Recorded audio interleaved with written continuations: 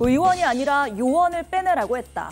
이 말이 다시 주목받는 이유는 내일 헌재에 출석할 증인들 때문입니다. 대통령께서 비화폰으로 제게 직접 전화를 하셨습니다. 의결 정족수가 아직 다 안 채워진 것 같다. 빨리 문을 부수고 들어가서 안에 있는 인원들을 끄집어내라 라고 말씀을 하셨습니다. 제가 대통령님으로부터 전화를 받았습니다. 대통령께서 방첩사를 지원하라고 합니다. 방첩사에서 지금 이재명하고 한동훈을 잡으러 다닌답니다. 네, 방금 보신 두 증인 모두 헌재에 출석한다면 기존의 발언을 뒤집지는 않을 거란 분석이 우세합니다.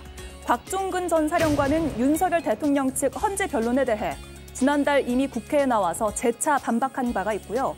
홍장원 전 차장은 처음부터 강한 어조로 윤 대통령을 비판해 왔습니다.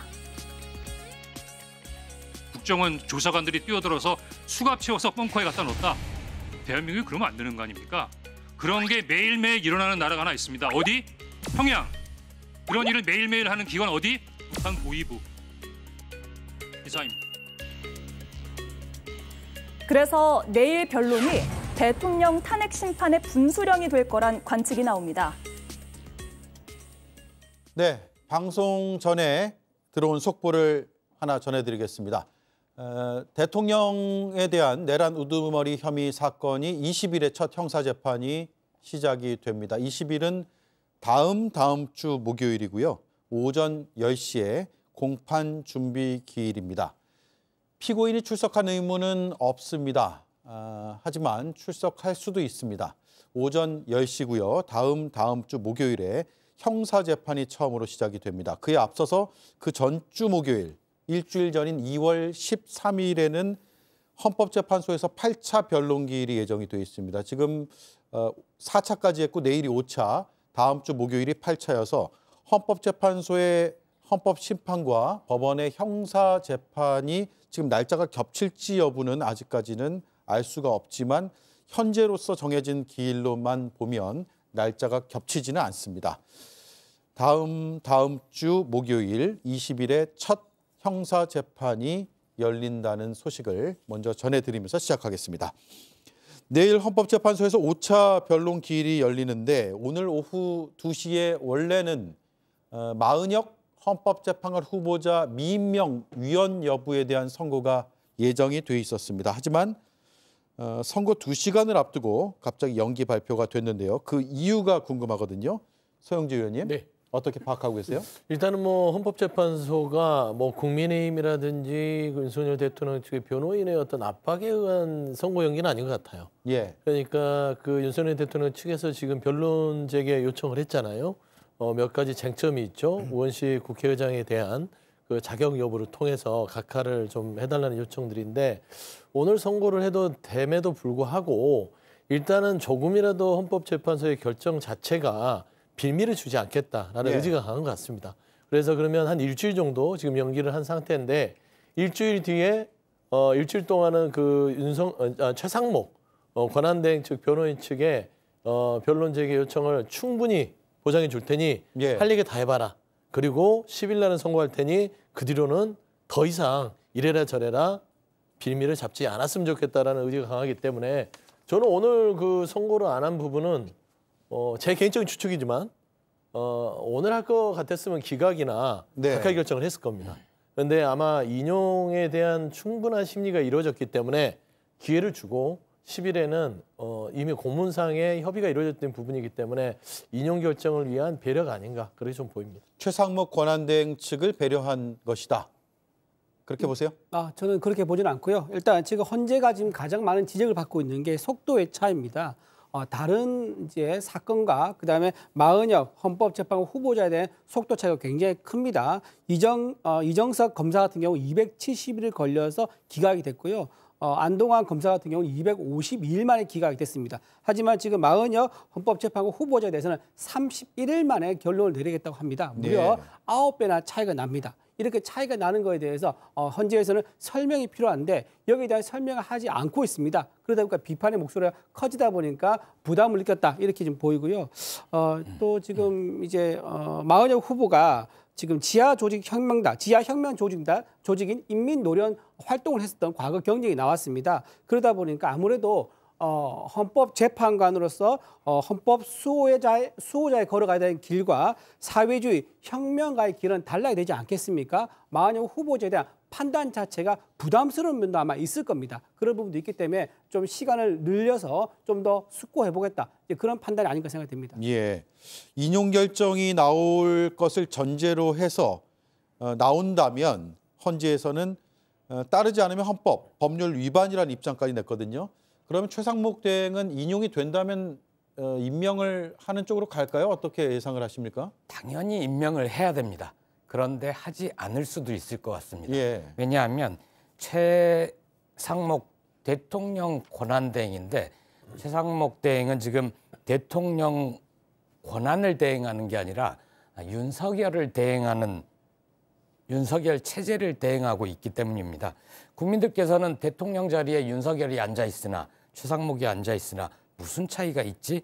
이런 생각을 하실 겁니다. 마치 국민의힘의 명령에 따라 국민의힘의 지시에 따라 대통령직을 수행하는 것 같습니다. 해야 할 일은 하지 않고 안 해야 할 일만 최상목 대행은 골라서 하고 있습니다. 그래서 이미 최상목 대행의 탄핵 사유는 차고 넘칩니다.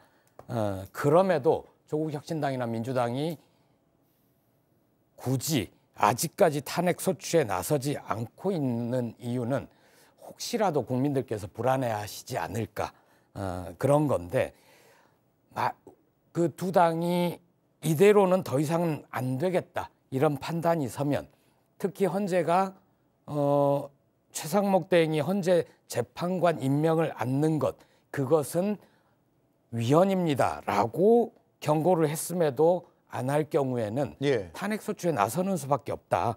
대통령도 헌법을 위반해서 계엄령을 선포하면 탄핵 소추를 하는데 대통령 대행이 헌법을 위반하면 해야지 되지 않겠습니까? 예. 누가 대통령 대행을 하더라도 최상목보다는 나을 것 같습니다. 예. 헌재가 인용 시에는 안 따르면 헌법 법률 위반이다라는 점을 미리 밝힌 것도 상당히 이례적인 게 아닌가라는 생각도 드는데요. 그런데 헌법재판소 이런 법률적인 입장 발표와 달리 국민의힘의 권성동 원내대표는 어제 기자 간담회에서 임명을 거부해야 된다. 그러니까 인용이 되더라도 임명을 거부해야 된다라고 입장을 냈는데 일단 들어보겠습니다. 헌재가 위헌적인 권한쟁의 심판을 가사 인용하더라도 최상목 대행은 마흔적 후보자 임명을 거부해야 합니다. 헌법재판관의 최종 임명권은 헌법상 대통령에게 주어진 것이고 임명을 보류하거나 거부할 권한도 대통령에게 있는 것입니다. 야당이나 헌재가 대통령 권한대행에게 헌법을 뛰어넘는 임명을 강요할 수는 없습니다. 예. 자, 이게 헌법을 뛰어넘는 것이냐 아니냐 이런 또 헌법적 논쟁까지 벌어질 것 같아요. 김성열 이준우 의원이 어떻게 보시는지 차례로 들어보겠습니다. 일단 권성동 대표가 저렇게까지 얘기하는 거는 사실상 이렇게 해석을 하셔야 될 거예요. 답은 이미 정해져 있으니 최상목 권한대행은 따르라 라고 답정 넣어 이야기를 하시는 건데요. 그럴 수밖에 없는 게 권성동 대표도 법조인 출신이세요. 그러면 지금 본인이 주장하는 게 얼마나 잘못된 이야기인지를 압니다.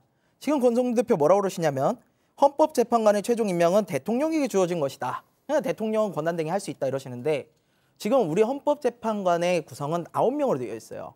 그중에 3명은 대통령이 하는 게 맞습니다. 근데 나머지 6명은 3명은 대법원장, 3명은 국회가 추천하게 돼 있어요. 예. 이거는 우리나라의 기본 근간인 삼권 분립을 의미하는 것이자 그거를 제도화해 놓은 거거든요. 근데 이렇게 할 거면은 뭐하러 국회 추천 받고 대법원장 추천 받습니까? 그냥 대통령이 다 임명하면 되는 거죠. 이건 제왕적 대통령제인 거예요. 삼권 분립을 전면으로 위배하는 거거든요. 그러니까 이 본인 주장 자체가 말이 안 되는 걸 알아요. 그리고 헌재가 이걸 인용할 수밖에 없다는 걸 압니다.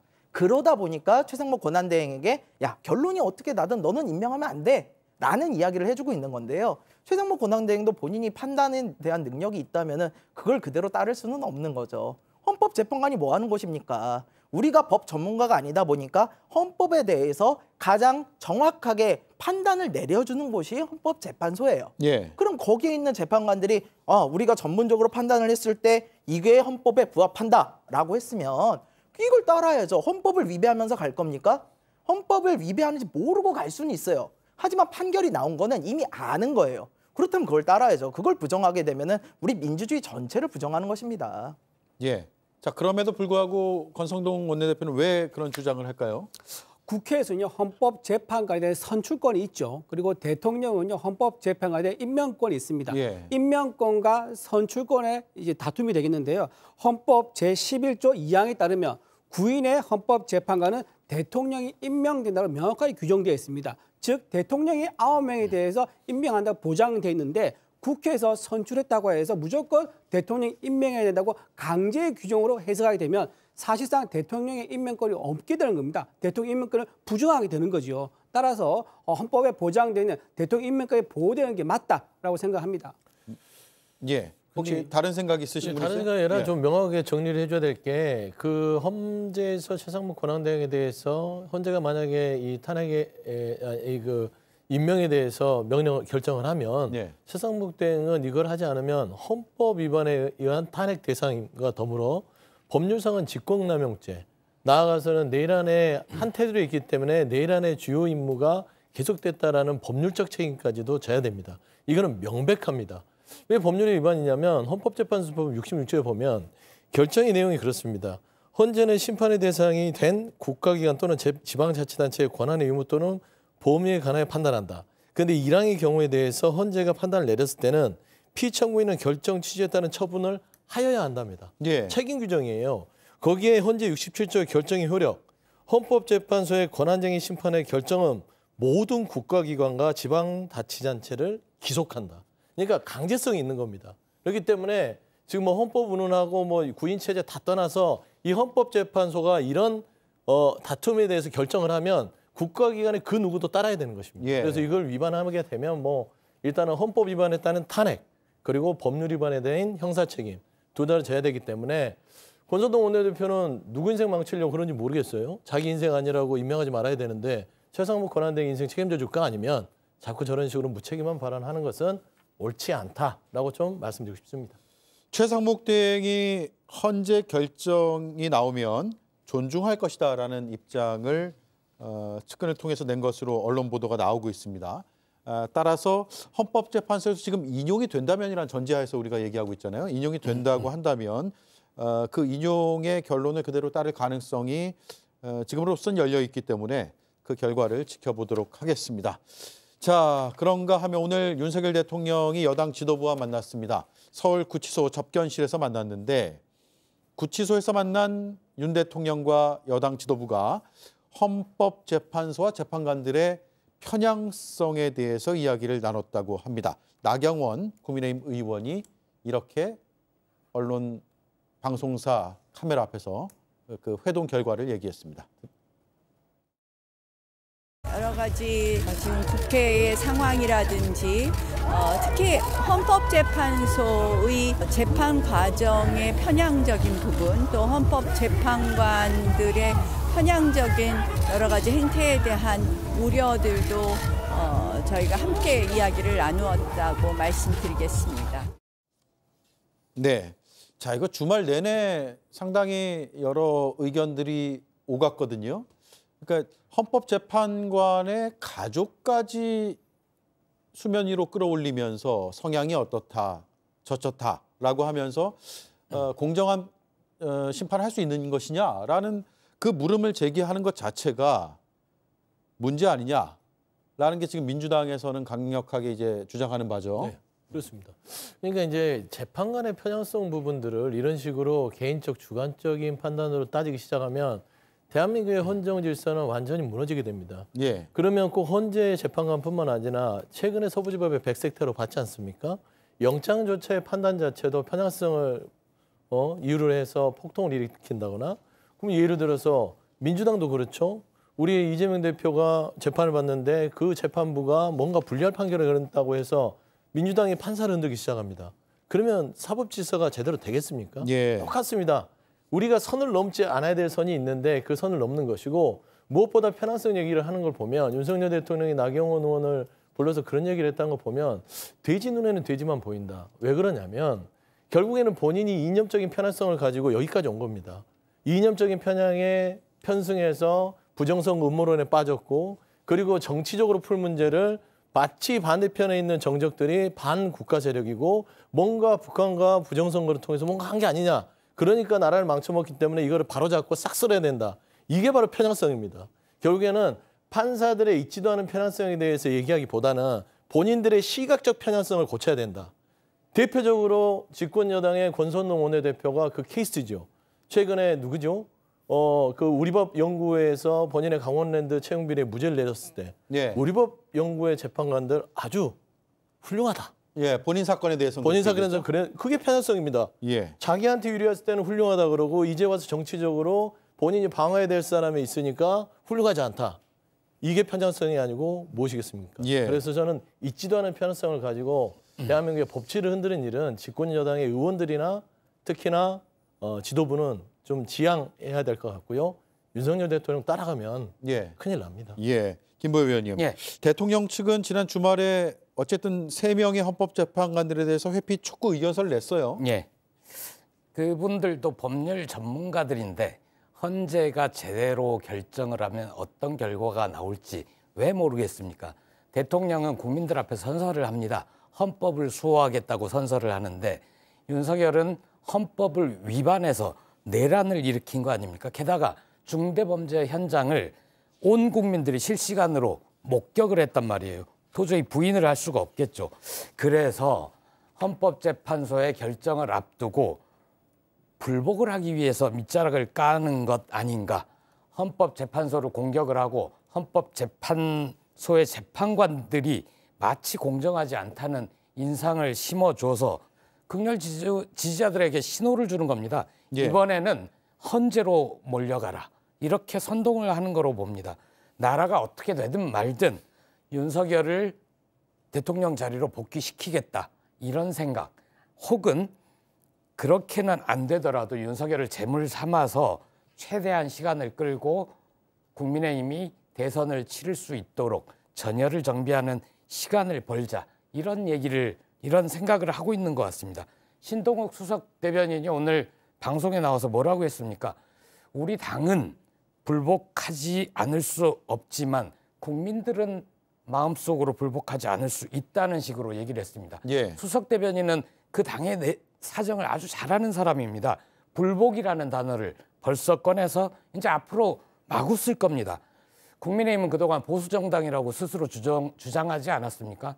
헌법가치, 법치주의 이런 거를 신주단지 모시고 살았던 사람들인데 이걸 저버리고 나면 앞으로 무엇을 지키려는 정당이 될지 몹시 우려됩니다. 예, 잠깐만요. 지금 속보 들어온 거 전해드리고 계속 이어가겠습니다. 일단 윤석열 대통령에 대한 공소장 내용이 조금씩 언론 보도를 통해서 알려지고 있는데 그 공소장 내용 중에 핵심 중에 하나가 군경을 동원한 지역 평온을 해야 하는 폭동을 일으켰다라고 명시가 돼 있습니다. 그리고 다른 내용들도 있습니다.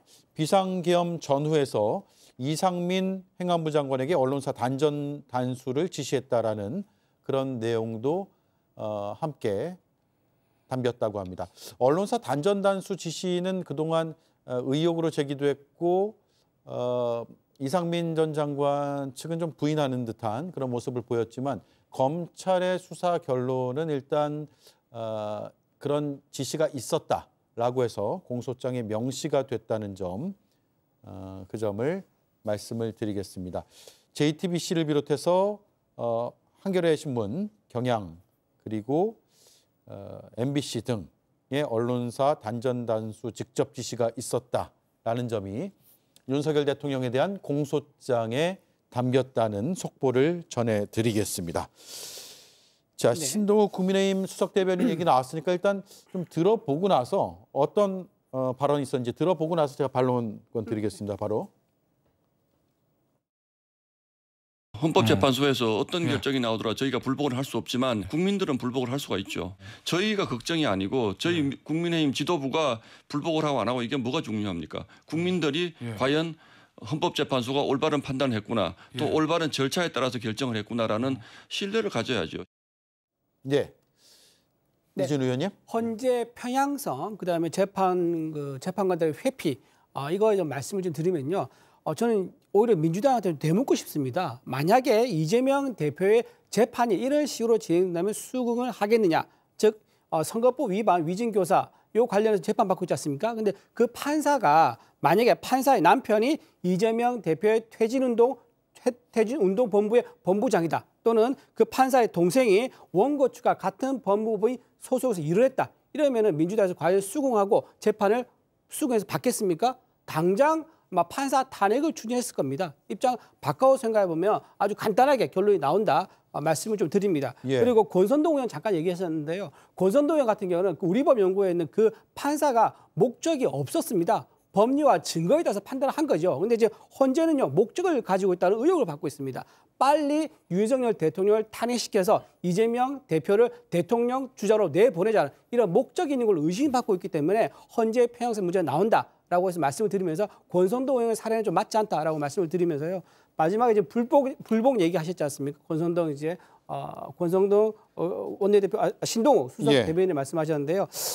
지금 이재명 대표가 8개 사건에서 12개 혐의 5개 재판을 받고 있습니다. 근데 이분의 지금 들리는 소문에 의하면은 윤석열 대통령이 만약에 탄핵이 인용된다 그러면은 다음 날 바로 예비 후보자로 등록하고 대선 후보로 나서겠다라는 이제 얘기가 돌고 있거든요. 그러면 그걸 보는 국민들은 어떻게 생각했습니까?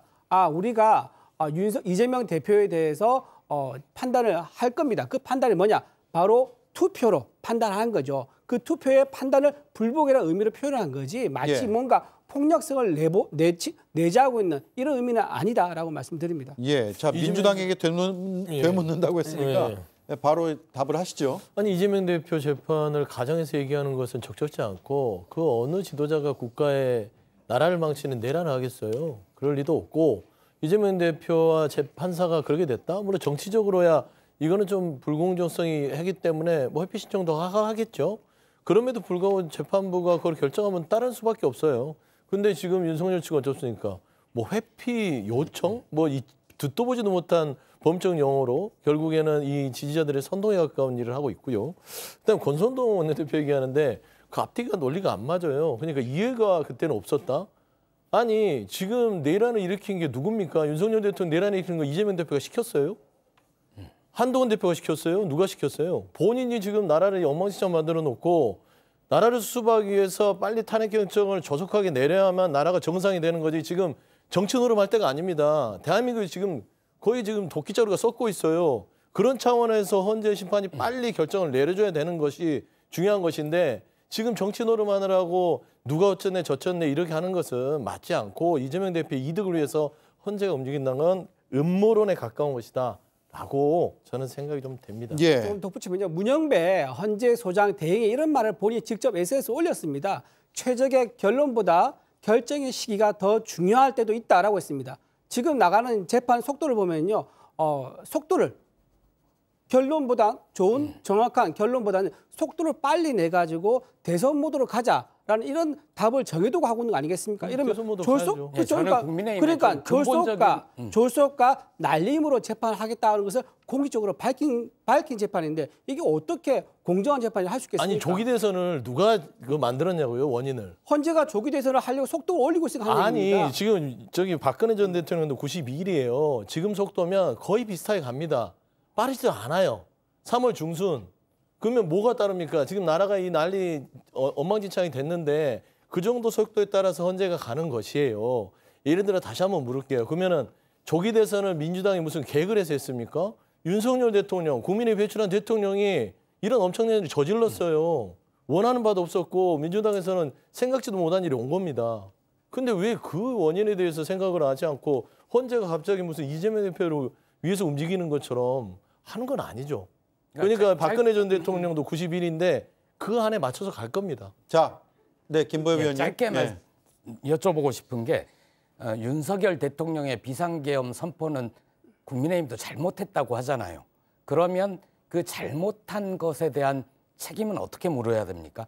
헌재의 징계성, 재판이 책임을 어떻게 물을 것인가를 따지는 거 아닙니까? 그러면 국민의힘은 비상계엄 선포는 잘못인데 경고만 하려고 했던 거기 때문에 사과했으니까 됐다. 다 묻고 가자. 그런 겁니까? 비상계엄 선포 잘못은 인정하시잖아요. 어떻게 책임을 질 겁니까? 자, 그러려면 재판이 속도가 공정해야죠. 이재명 대표의 재판이 이제 얼마나 늘어지고 있습니까? 지금 2월 26일 그 결심 선고 나도 이재명 대표는 인정하지 않고 갖은 방법으로 재판을 지연시키면서 항소심 대법원까지 끌 겁니다.